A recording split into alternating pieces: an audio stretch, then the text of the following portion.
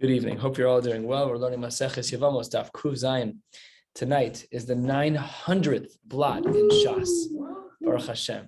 This Shabbos is 1/3 of Shas, 33%. We are right there on the fence. 900 times 3 is, 2,700. And add one more blot. So in 3 more days, we will be, Baruch Hashem, 1/3 of the way done with Shas. I will say that my gray hair relative to day 1 of Brachos is significantly more. Thank you all very much. Really just Yevamos, but it's fine.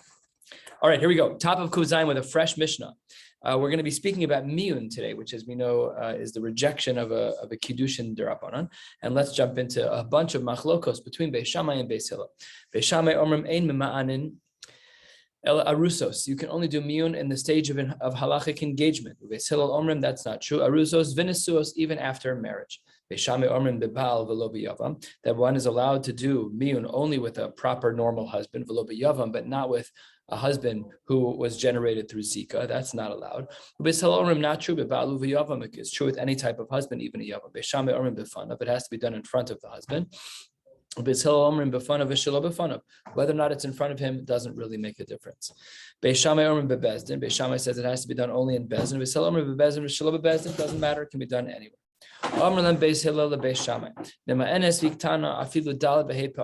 She could get set up with a whole bunch of guys and walk out on them one after the other 4 or 5 times in a row. We don't care. No, you cannot do that. Ein benos Yisrael hefker. It's not the right, seemingly hashkafa. Almost, it doesn't seem like a halachic issue, but it's seemingly saying that this is not the right way that girls should be behaving. Ella, she should do miyun to the first husband, and then she should wait then until she becomes a gdola, until she's 12 years and a day, and then then the Mishnah strangely says she should do miyun again. The Gemara is going to ask about that. Let's look at this line again, the last line of the Mishnah, on the top of Kuv Zayin and Aleph, 10 lines down. Listen to the language. Strange language about the double language of Temaim. We have to see what that means.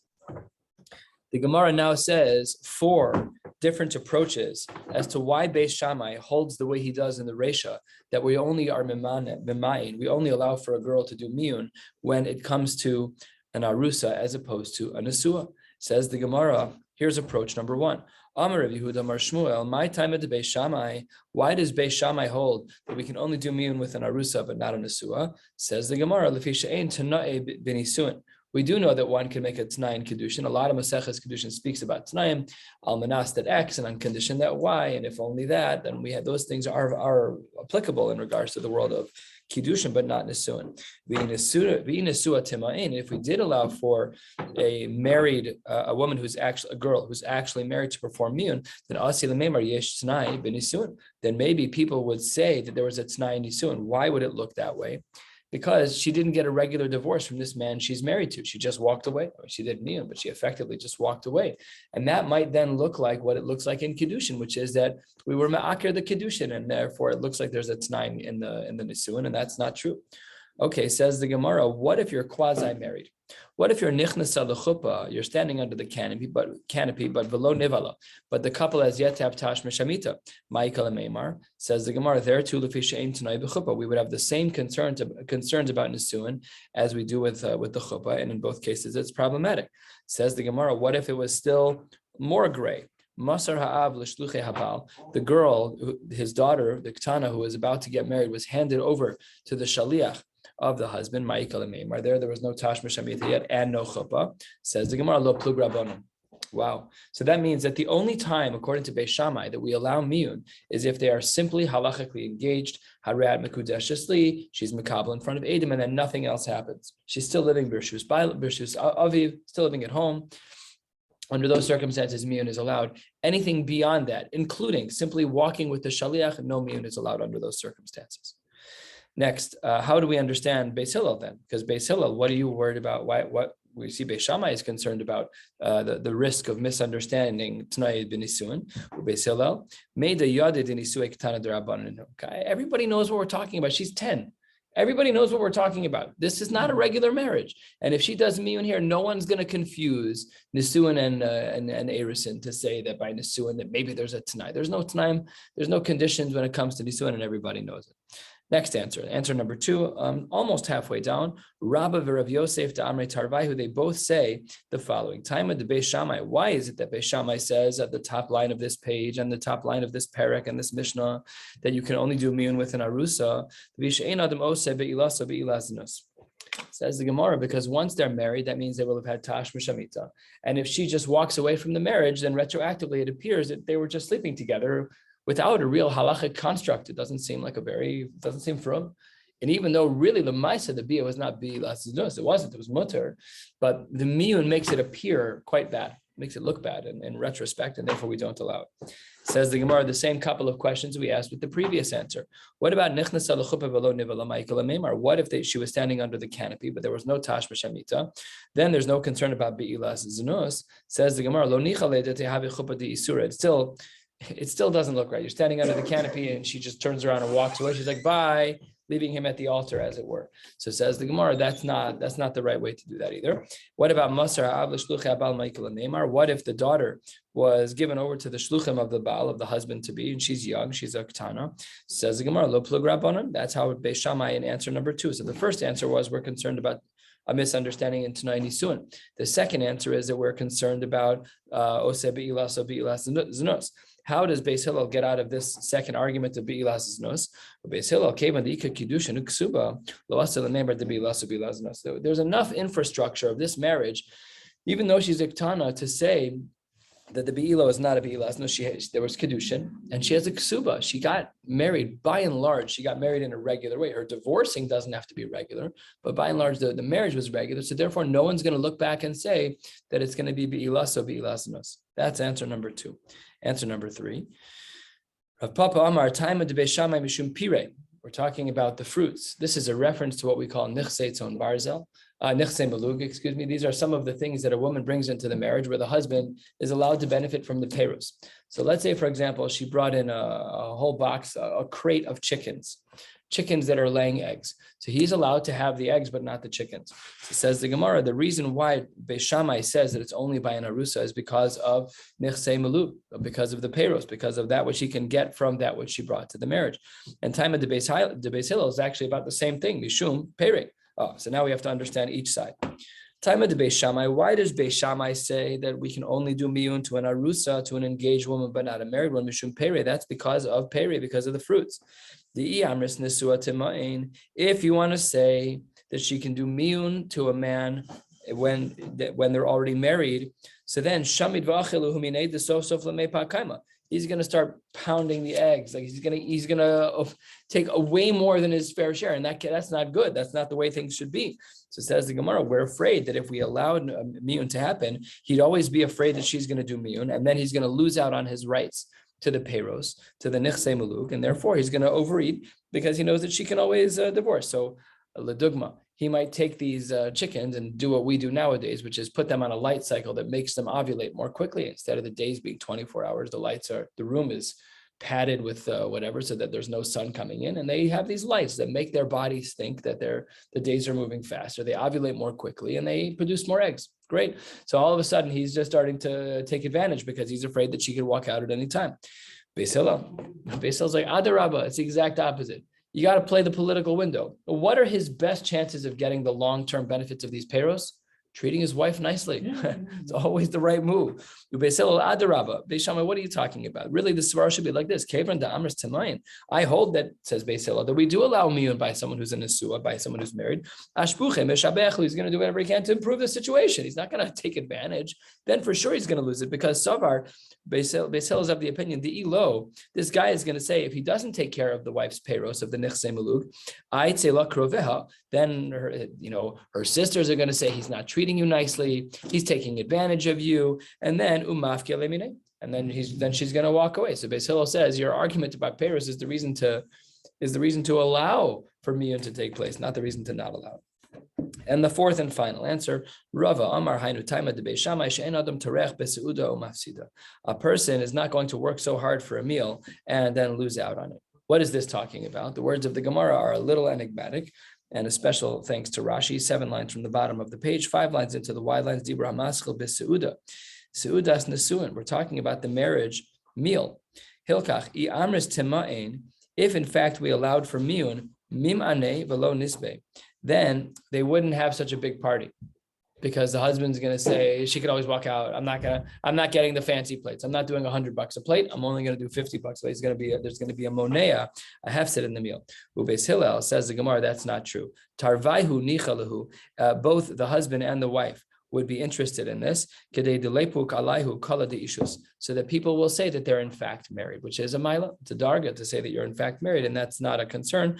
And therefore, this 4 possibilities in the machlokes between Beis Shammai and Beis Hillel in the Reish of our Mishnah, and here is the summary. Beis Shammai says we can only do miyun by arusa. Beis Hillel says even by nesua. The first answer of the Gemara is that we're concerned about misunderstanding something about Tanoi Kiddushin, machlokes Beis Shammai, Beis Hillel.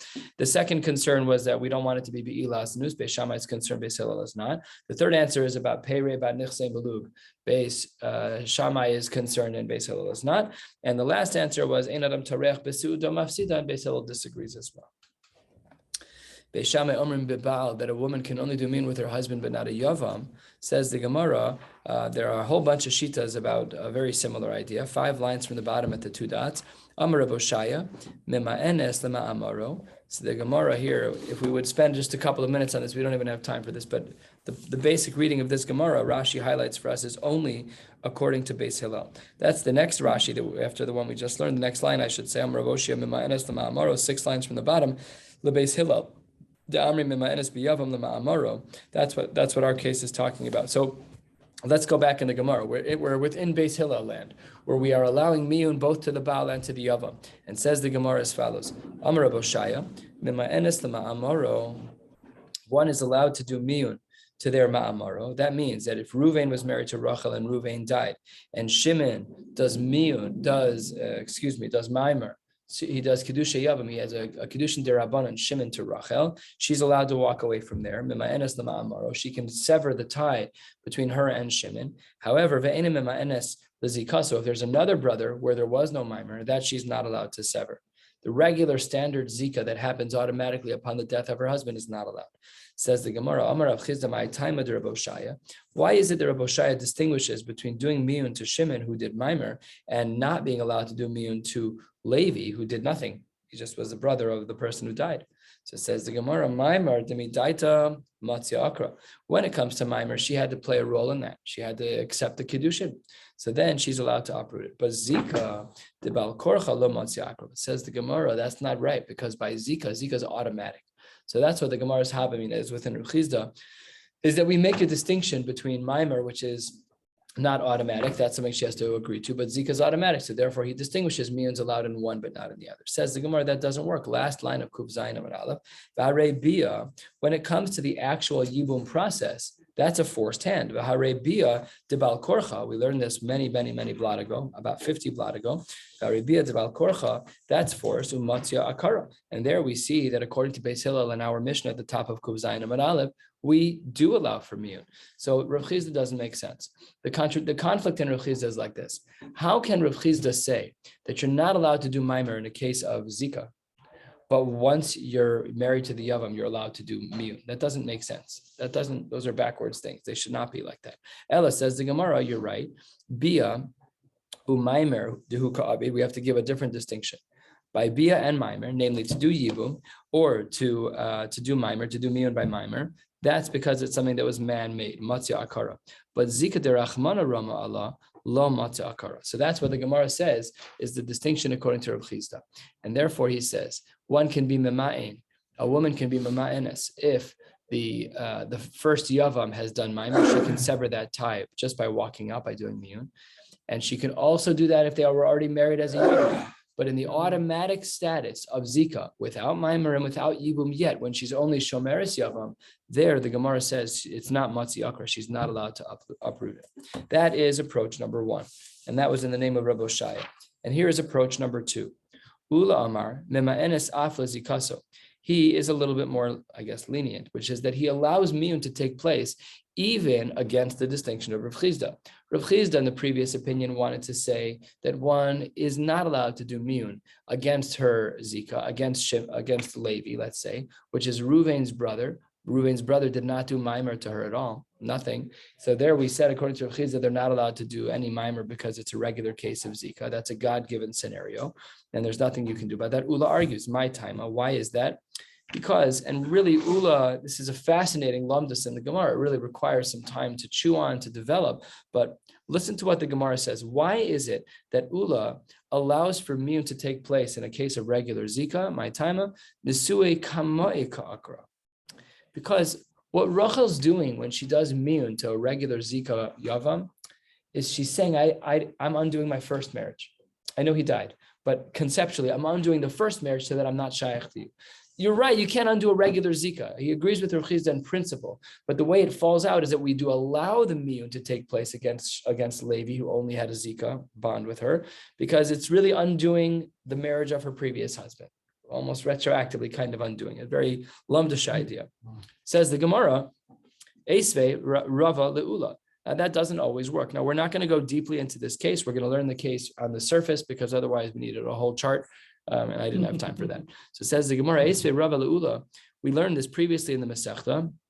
We learned this on Daf Beis Amud Beis, which is a long time ago, 106 blot ago. What did the Gemara say there on Beis Amud Beis? I think I just recall Daf Beis Amud Beis being very short, but extremely difficult. Anybody else? Is that right? What? I think we just learned a Mishnah. I don't remember. I want to look now.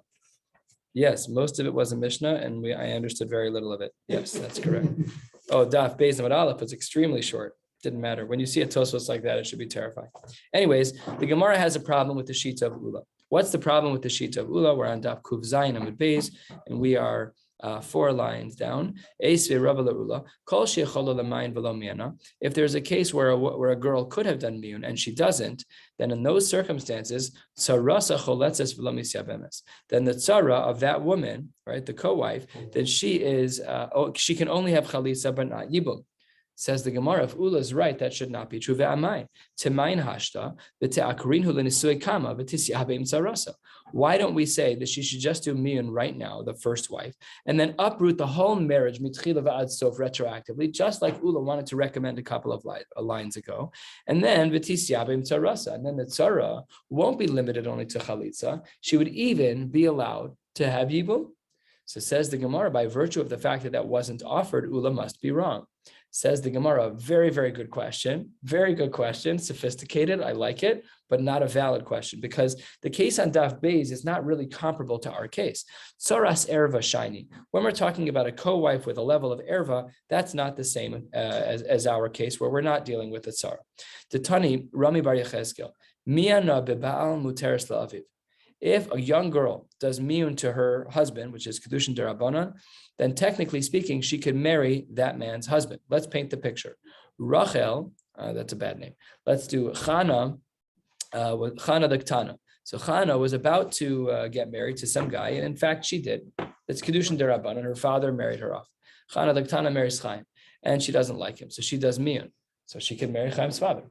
It seems to be fine. However, biyavam, when it comes to yibum asur la'aviv, but if she does miyun on a yavam, she cannot marry the father. Alma, listen to the lumdus, b'shas nefila, when she falls biyibum to someone, nires kikalaso, more so does this woman look like the daughter-in-law of the yavam's father, then a ketana looks like a wife to Chaim. That's what the Gemara seems to say. Hachanami, here too, in our case, b'shas nefila niris ketzaras bito. The tzara looks like an erva, looks like a daughter-in-law, looks like a daughter in this case, and therefore you cannot ask your question on Ula. Ula's shita stands, and that leaves us with a machlokas between the Amoraim, between Rav Shai and Ula, in regards to whether or not a girl can be mema'enes in a case of a classical zika. So let's say Reuven is married to Rachel, Reuven dies, Shimon is a regular brother, no mimer was done, and Shimon just has a standard zika, a halachic tethering to Rachel, and she doesn't want to marry him. Can she do zika? Can she do a miyun? That's a machlokas. We're not sure. According to Rabbi Shai, we don't allow it at all.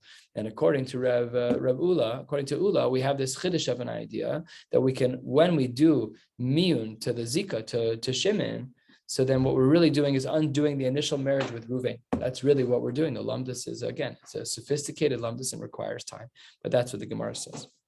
Quarter of the way down, we're going to be going to the Mishnah toward the bottom of the page, and then we'll stop and pick up again in Mirz Hashem tomorrow night. Let's get into a connected sugya about miyun.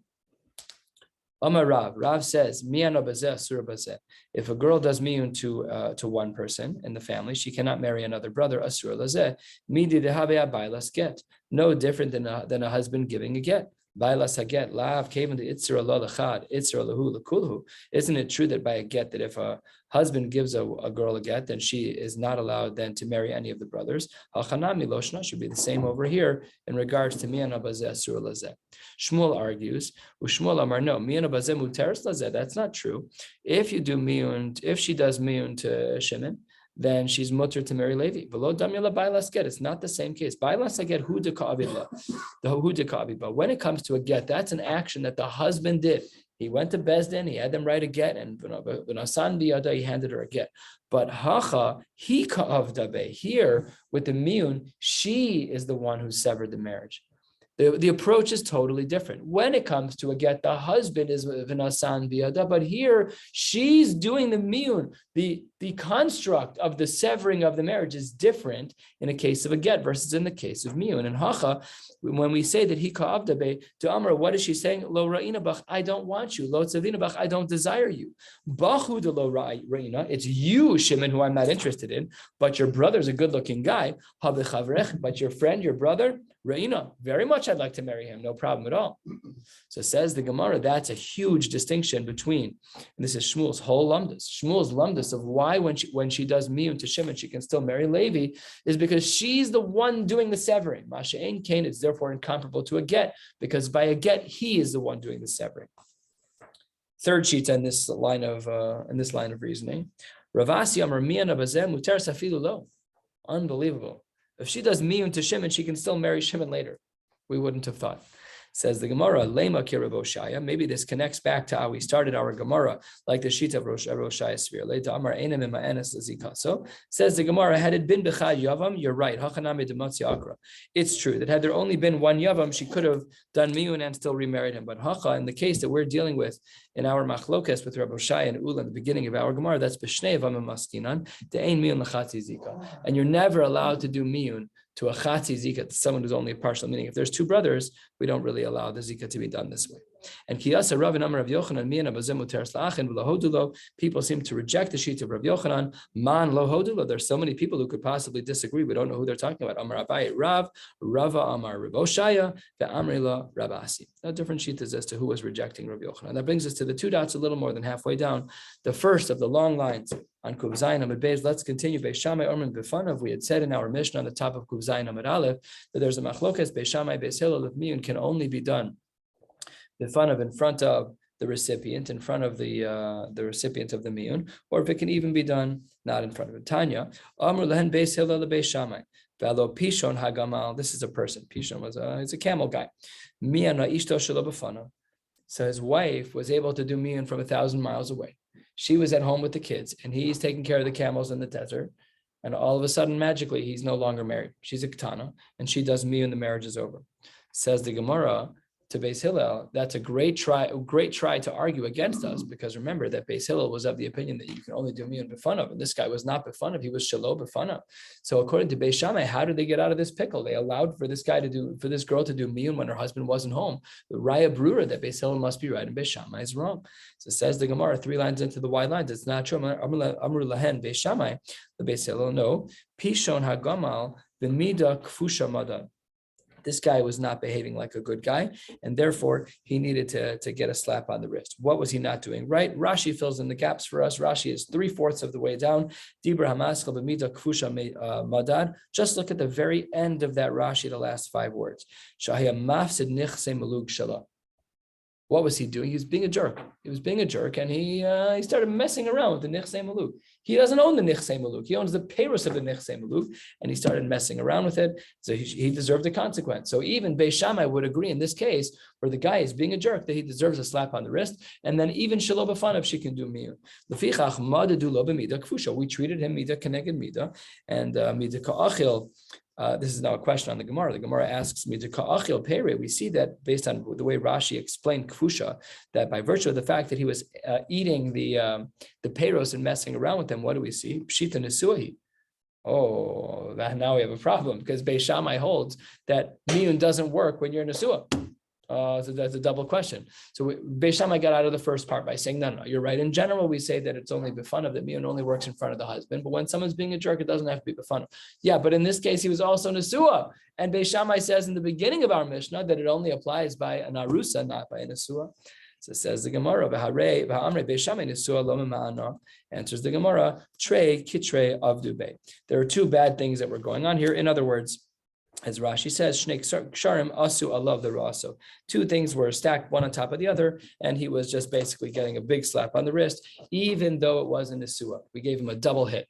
And therefore, he was not only was it Shelo B'fano, which breaks one of the rules of Beis Shammai, but it was even Nesua, and this guy is a jerk, and he deserved a slap on the wrist. So Beis Shammai says to Beis Hillel, for this guy, even I would agree that he deserves to have miyun under any circumstances, even Shelo B'fano.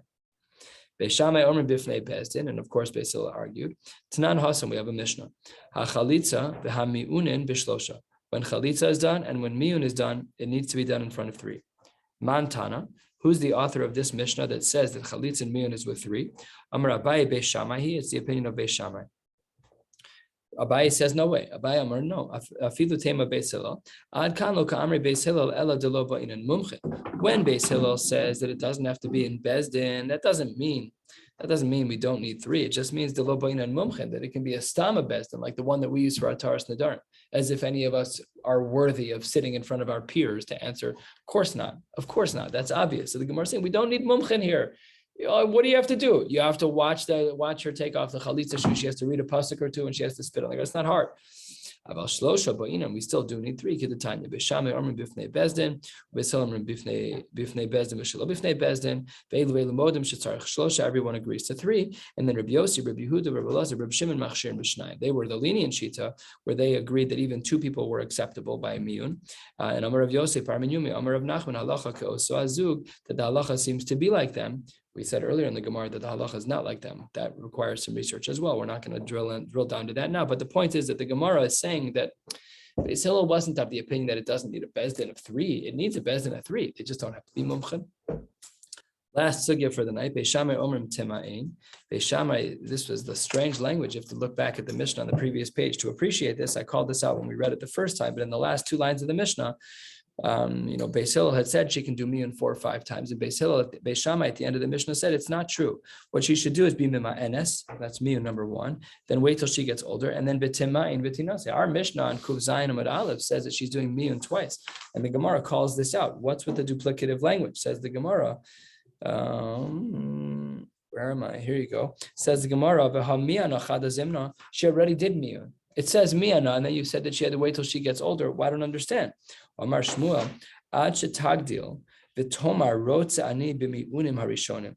She's only going to be considered to have successfully done miyun if when she's older, when she becomes a gdola, that she then states, seemingly directly and verbally, that I really did want that miyun from when I was younger, and that's what seals the deal. But ula amar tartek tani, we need both miyunim. One model is that she will do miyun, and then when she gets older, then she can get engaged to somebody else. So the first miyun is one topic, and the second miyun is another. Or that maybe she can do miyun and then get married again right away. But the Gemara says that this doesn't work according to everyone. Bishlama ula, I understand the second approach. Hainu dekatani achetagdil b'tinase, that all makes sense. Elu l'shmuel achetagdil v'tomar miboyle. According to Shmuel, we require her to have an amira, to say when she becomes a bas mitzvah that she actually wants the miyun to work. But that's not what our Mishnah says. Let's read the language again in our Mishnah. Last line on Kuv Zayin Amud Aleph. Elamima enes umamtenes achetagdil v'timayim. It doesn't say anything about amira. So Shmuel's whole theory that, hey, really it's not like that. Really, she had, when she becomes a gedola, she did miyun when she was 9.5 or 10.5, whatever, 11, and now she's 12, and she has to say an amira. That's not mashma in the Mishnah like Shmuel. So the Gemara says, Kasha, you're absolutely right. That's very difficult for Shmuel. We'll stop right here and we'll begin with a fresh Mishnah tomorrow night. Emir Tashem will learn a blot and a half. Kuf Ches is a longer blot. I don't know how long it will take to prepare, and Kuf Tes Amud Aleph is also not short, but the subsequent blot is a little shorter, so I may stack a little bit unevenly to get it all to work out. Looking forward to learning again tomorrow night. Wishing you all a beautiful night. So miyun again is